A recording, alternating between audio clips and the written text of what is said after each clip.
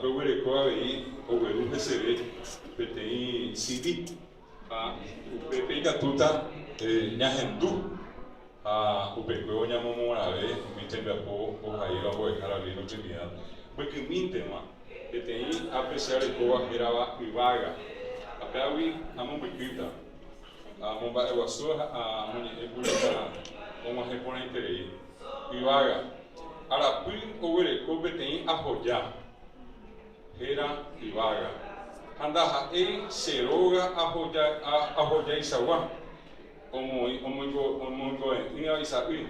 A omoingo nyawoko isaui. Hi ai teiko seve a resam ba epa o inhia pipe.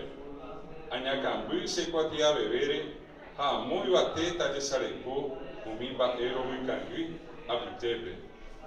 Tañemoipe tei araipe tapokoe uimi umiwiraipe pori ha taikua ha pecuera ñemi oiko haluki ha ecuera baevenire. Simplemente una parte corta de uno de los tantos cuentos, son más de 30 cuentos aproximadamente que contiene este libro, este hermoso libro de Nino Trinidad Sanabria, y que así como él, nosotros también ponemos a consideración de todos.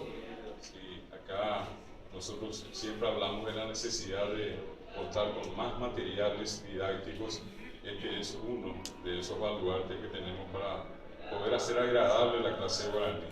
Talle de Ñahendú, tapizaje y vas a hacer treí, a cuaco tembia por un viveña de catuta, ñambojetia eve, a tajasimo aipe guaraní, ñambojetia eve.